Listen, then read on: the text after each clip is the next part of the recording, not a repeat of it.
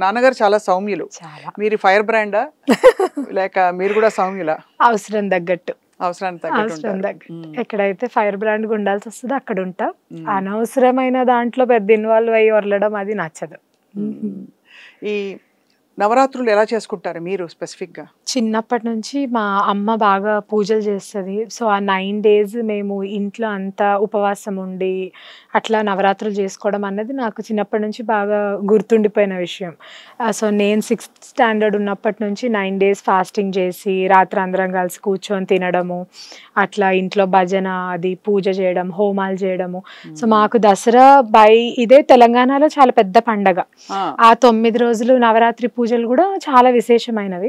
So అట్లా నాకు my fondest memories and wait చేస్తూ ఉంటా ప్రతి ఇయర్ ఆ దసరా 9 days కోసం అని. ఆ సిటీలో ఉన్న అన్ని అమ్మవార్ల గుళ్ళకు కూడా వెళ్ళడము, ఒడి బియ్యాలు పోయడము, అట్లా ఈ 9 days అంతా అమ్మవారి పూజలో ఉండడం చాలా బాగా అనిపిస్తుంది. కానీ ఒక విషయం అడుగుతాను, మీరు ఒప్పుకుంటారు లేదా నాతో చెప్పండి ఓపెన్ గా. బతుకమ్మ సంప్రదాయం వచ్చిన తర్వాత తెలంగాణ ప్రాంతంలో, అంటే ఇదివరకు ప్రాంతం ఇప్పుడు తెలంగాణ రాష్ట్రంలో దీనికి ఒక కొత్త ఉనికి వచ్చింది. దసరా నవరాత్రుల పండగకే ఒప్పుకోవచ్చా మనం? అంటే అది 2 ways. మనకు బతుకమ్మ అనేది చాలా ప్రాచీనమైన పండగ.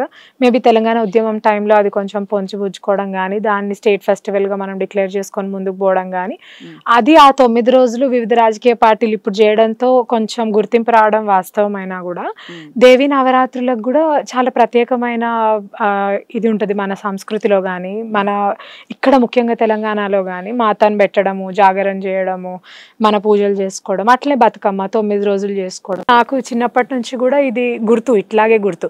అమావాస్య నుంచి మొదలు పెడితే ఒక రోజు వదిలేసి ఆ 9 రోజులు బతుకమ్మని చేసుకొని ఆడడం అన్నది సంస్కృతి. సో మీరు బతుకమ్మ ఆడతారు అయితే? చాలా చాలా. నాకు 2 ఆడపిల్లలు. సో మా ఇంట్లో బతుకమ్మ పండుగ ఇస్ స్పెషల్. ఇది నాకు నిజంగా అసలు ఒక అద్భుతమైన కళ వస్తుంది మన. అదొక మంచి, అంటే ఎంత ఇంపార్టెంట్ ప్రకృతిని పూజించడం, అట్లా పూలను అమర్చి ఒక ఉద్యమానికి పనికొచ్చిన దేవతే మనకి ఎంత గొప్ప విషయాన్ని నేర్పిస్తుంది అన్నది కూడా ప్రతి సంవత్సరం గుర్తు చేసుకోవడం బాగా అనిపిస్తుంది. అవును. సో అలాయ్ కార్యక్రమం అది నాన్నగారు మొదలు పెట్టినప్పుడు ఏంటి ఆంతర్యం, దాని ఎలా మీరు కార్యక్రమం కొనసాగిస్తారు? తెలంగాణ ఉద్యమం టైంలో అన్ని పొలిటికల్ పార్టీస్ ఒక వేదిక మీద ఉండాలి, కక్షలు సాధింపులతోటి వచ్చే ఉద్యమం కాదు, అందరం కలిసి నడిస్తే వస్తుంది అన్న ఉద్దేశంతో మొదలుపెట్టిన కార్యక్రమం అలాయ్. తెలంగాణ వచ్చిన తర్వాత మన సంస్కృతిని మనం కాపాడుకోవాలి, ప్రతి సంవత్సరం కొత్త యువతరానికి మన సంస్కృతి చూపించడం, దేశం నలుమూలల నుంచి రాజకీయ నాయకుల్ని కానీ సినిమా యాక్టర్స్ని కానీ తీసుకొచ్చి మన సంస్కృతిని చూపించడం, దాన్ని గౌరవించడం, అట్లా ఆ ఎజెండా స్టార్ట్ అయిన ప్రోగ్రామ్ సక్సెస్ఫుల్లీ 20 years అయిపోయింది ప్రోగ్రామ్ చేపట్టి. దేవుడి దయ వల్ల అంటే చాలా మందికి ప్రోగ్రామ్ రీచ్ అవ్వడము, చాలా మంది కళాకారులు మనం ఈ డయస్ నుంచి ఉన్న వాళ్ళకి పద్మశ్రీ అవార్డ్స్ రావడము, 2 ముఖ్యమంత్రులు తెలుగు రాష్ట్రాల ముఖ్యమంత్రులు రాష్ట్రం విడిపోయిన తర్వాత కేసీఆర్ గారు చంద్రబాబు నాయుడు గారు కలిసిన ఫస్ట్ వేదిక కూడా అలాయ్.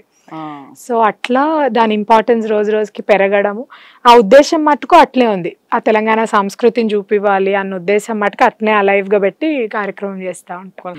ఇప్పుడున్న అంటే ఇప్పుడు నిజంగానే ఒక ఉత్తేజితమైన ఒక చైతన్యభరితమైన వాతావరణం అయితే వచ్చింది. అందరూ ఏదో దూసుకెళ్ళాలి అని దేశవ్యాప్తంగా కూడా. సో ఖచ్చితంగా అది ఒప్పుకోవాలి. కానీ మరొక విధంగా విజయలక్ష్మి గారు మీ పెంపకాన్ని కంపేర్ చేసుకుని, ఒకప్పుడు ఒక చాలా సౌభ్రాతృత్వం కనిపించే దేశంలో ఈరోజు మనిషి మధ్య కులాలు మతాల ఈ విధ్వంసాలు ఎందుకు ఎక్కువైపోయాయి, విద్వేషాలు ఎందుకు ఎక్కువైపోయాయి? అంటే మన మూలాల్ని మనం మర్చిపోవడము అని అనిపిస్తుంది నాకు కూడా.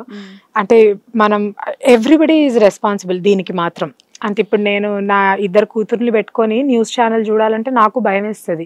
అంటే ఎక్కడ ఎవరేం మాట్లాడతారో, ఆ బూతు మాటిని నా బిడ్డ ఇదేందని అడుగుతుందేమో అన్నది వచ్చేసి చాలా ఎక్కువైపోయినాయి కదా. నేను దాన్ని కూర్చోబెట్టుకొని న్యూస్ చూడలేను. అంటే back then it was not like that. మన అంతా కూర్చొని న్యూస్ చూడడం ఇస్ అది my part of my life, అది అట్లా గుర్తుండిపోయింది. సో సమాజం కూడా మేబీ ఇప్పుడు పాలిటిషియన్స్లో కూడా 4 బూతులు మాట్లాడగానే హీరోని అయిపోతా అనుకోవడము, సినిమా స్టార్లు కూడా ఇంకేదో మాట్లాడితే ఏదో అయిపోతాం అనుకోవడము, దాన్ని మనం ఎంకరేజ్ చేయడము కాకుండా మంచితనానికి ఒక 4 మాటలు మాట్లాడిన వాళ్ళకి ఎంకరేజ్మెంట్ లేదు. So maybe all of us have to work together. అందరం కలిసి మంచిని ప్రాపగేట్ చేయగలిగితే సొసైటీ మారుతుందేమో అనిపిస్తుంది. ఖచ్చితంగానండి. అంటే ఆ విధమైన థింకింగ్ అవసరం, ఆ టాలరెన్స్ అవసరం. అండ్ ఇప్పుడు డివిజన్ మన సోషల్ మీడియాలో కూడా in the name of God దేవుడి పేరుతో తిట్టుకుంటున్నారు.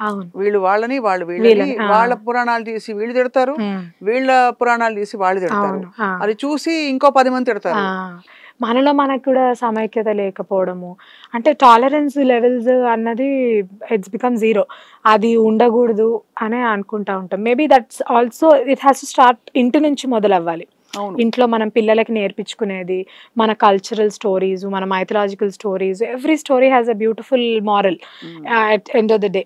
అంటే ఇప్పుడు తండ్రిని గౌరవించడం అన్నది it's gone out of fashion. ఆ నాన్న మాట నేను ఎందుకు వినాలే అన్న తీరికి వచ్చేసింది ఈ రోజు యువత.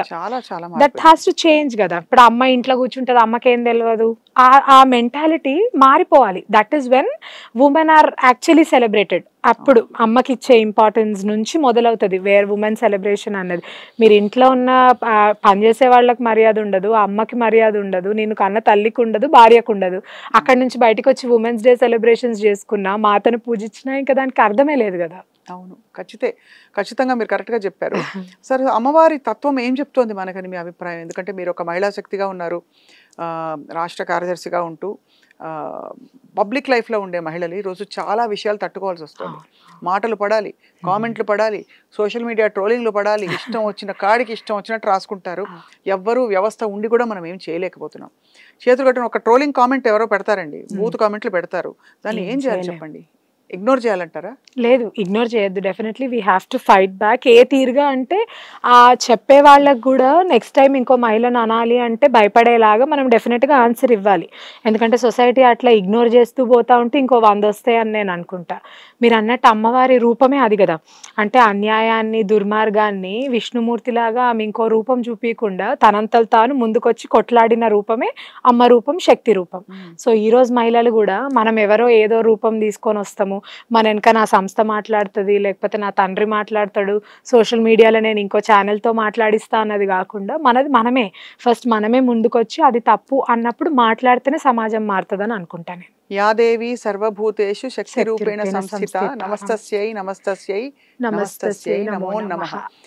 నిజంగా పోరాడే శక్తి యుక్తులు ఆడపిల్లలకి మనం ఇవ్వాలండి నిజంగా. ఎందుకంటే మనం తిరిగి మాట అనలేక ఎందుకులే మనకెందుకులే అనకూడదు, ఊరుకుని పో, నా గల్లీలో నిన్ను టీజింగ్ చేస్తున్నారా, ఏం టీజింగ్, గల్లీలో పోరాళ్ళు ఏదో అంటున్నారు పోరగాళ్ళు, అటువైపు వెళ్ళొద్దంట. అది రాకూడదంట, అది ఎదిరించాలి. డెఫినెట్ గా అటు వెళ్ళాలి, పోలీస్ కంప్లైంట్ ఫైల్ చేయాలి. సమాజం ఏ తీరుగా ఉంటుందో వాట్ ఎవర్ రూల్స్ అదే ఆ రూల్స్ బట్టి పోరాటం చేయాలి. ఆడపిల్లలకు అదే నేర్పించాలి. మనమే first you have to self defence అన్నది వస్తేనే సమాజం మారుతుంది. అవును, ఖచ్చితంగా. అది ఎప్పుడైనా ఎక్కడైనా మీ చేతిలోనే వార్తా ప్రపంచం.